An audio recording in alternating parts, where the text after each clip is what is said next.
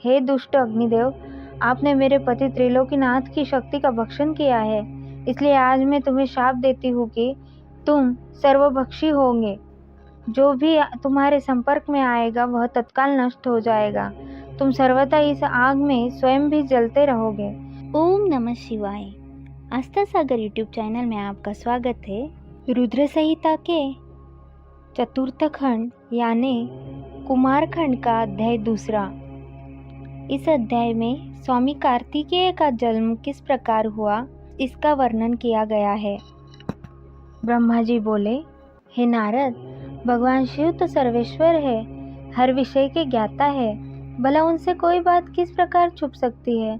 भगवान शिव तो महान योगी है और सब कुछ जानने वाले हैं, इसलिए उन्होंने अपने योग बल से यह जान लिया है कि मैं विष्णु जी सभी देवताओं को साथ लेकर उनके द्वार पर आए हैं। तब वे बड़े हर्षित हुए और हम सबसे मिलने के लिए द्वार पर पधारे और हमारी स्तुति को स्वीकारते हुए बोले, आप सब एक साथ यहाँ क्यों पधारे हैं। तब हमने अपने आने का प्रयोजन बताते हुए कहा कि हे देवादिदेव, करुणा निधान भगवान, तारकासुर के अत्याचार दिन प्रतिदिन बढ़ते जा रहे हैं। प्रभु, अब तो उपाय कीजिए कि हमें उसके आतंक से मुक्ति मिल जाए। देवताओं के इन विचारों को सुनकर भगवान शिव दुखी हो गए और कुछ देर तक चुपचाप कुछ सोचने के बाद बोले, हे देवताओं, आपके दुखों को मैं समझ रहा हूँ, परंतु मेरे लिए एक कठिन समस्या है कि मेरे द्वारा किए गए शक्तिपात को कौन धारण कर सकता है। ऐसा कहकर उन्होंने अपना शक्तिपात धरती पर गिरा दिया। तब सब देवताओं ने अग्निदेव से प्रार्थना की कि वे भगवान शिव की उस शक्ति को कपोत बनकर धारण कर ले।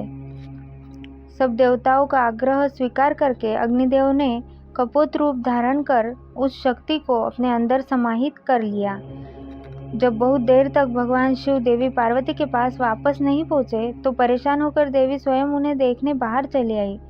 वहां जब उन्होंने अग्निदेव को उस शक्ति का भक्षण करते हुए देखा तो वे क्रोधित हो गई। उस समय उनकी आंखें गुस्से के कारण लाल हो गई थी। तब देवी पार्वती ने अग्निदेव से कहा, हे दुष्ट अग्निदेव, आपने मेरे पति त्रिलोकीनाथ की शक्ति का भक्षण किया है, इसलिए आज मैं तुम्हें शाप देती हूँ कि तुम सर्वभक्षी होंगे। जो भी तुम्हारे संपर्क में आएगा वह तत्काल नष्ट हो जाएगा। तुम सर्वथा इस आग में स्वयं भी जलते रहोगे। अग्निदेव को क्रोध में यह शाप देकर देवी पार्वती वहां से चली गई। उनके साथ शिवजी भी वहां से चले गए। इधर समस्त देवताओं द्वारा अग्नि में होम करने से और अन्न आदि के सेवन द्वारा वह शक्ति सब देवताओं के शरीर में पहुंच गई। उस शक्ति की गर्मी से सभी देवता दुखी हो गए थे। तब सब पुनः भगवान शिव की शरण में पहुंचे और उनसे हाथ जोड़कर प्रार्थना करने लगे कि भगवान हमें इस जलन से मुक्ति दिलाए। हम सबकी पीड़ा अनुभव कर उन्होंने हमसे कहा कि इस शक्ति के ताप और जलन को बंद करने के लिए उसे हमें अपने शरीर में वमन के द्वारा बाहर निकालना होगा। भगवान शिव की आज्ञा मानकर हम सभी देवताओं ने वमन द्वारा शिव जी की उस शक्ति को अपने शरीर से निकाल दिया। उसके निकलते ही सबने संतोष की सांस ली और महादेव जी की स्तुति करके उन्हें धन्यवाद दिया। परंतु अग्निदेव की पीड़ा किसी भी प्रकार कम नहीं हो रही थी, उनका हृदय जल रहा था। तब मैंने अग्निदेव को भगवान शिव की शरण में जाने की सलाह दी।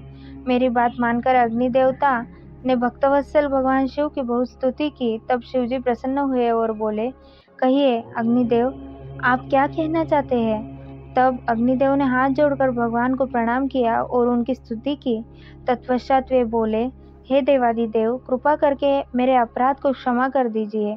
मैं बहुत बड़ा मूर्ख हूँ जो मैंने आपकी शक्ति का भक्षण कर लिया। आप मुझे क्षमा करें और मुझ पर प्रसन्न हो। भगवान मुझ पर कृपा कर इस शक्ति के ताप को कम करके मुझे मुक्ति दिलाए। यह सुनकर भगवान प्रसन्नता पूर्वक अग्निदेव से बोले, हे अग्निदेव, आपने उस शक्ति का सेवन करके बहुत बड़ी भूल की है। अपने किए का दंड आप काफी समय से भोग रहे हैं, इसलिए मैं आपको क्षमा करता हूँ। तुम मेरी इस शक्ति को किसी नारी शरीर में स्थिर कर दो। ऐसा करने से तुम्हारे सभी कष्ट दूर हो जाएंगे। यह सुनकर अग्नि ने दोबारा प्रश्न किया कि भगवान, आपका तेज धारण करने की क्षमता तो किसी में भी नहीं है।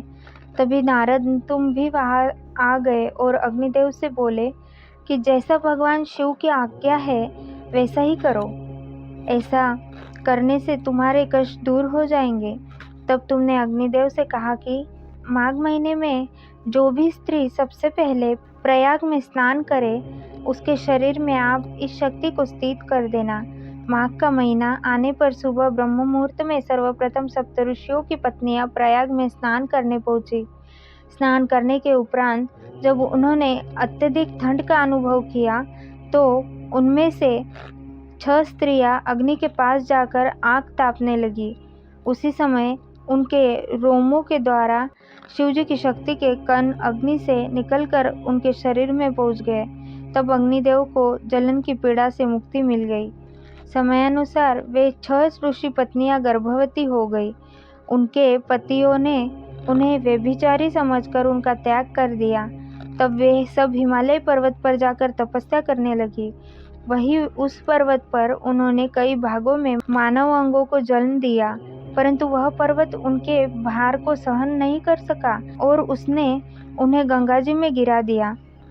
गंगा जी में उन्हें जोड़ दिया, पर वे उस बालक के तेज को सहन नहीं कर सके और उसे अपनी तरंगों से बहाकर सरकंडे के वन के निकट छोड़ दिया। वह तेजस्वी बालक मार्गशीर्ष में शुक्ल पक्ष की शुक्ल षष्ठी के दिन पृथ्वी पर उत्पन्न हुआ। उसके पृथ्वी पर आते ही सभी को आनंद की अनुभूति हुई। आकाश में दुदुभियां बजने लगी और फूलों की वर्षा होने लगी। अध्याय 2 समाप्त। इस आगे की कथा हम अगले अध्याय में सुनेंगे। ओम नमः शिवाय।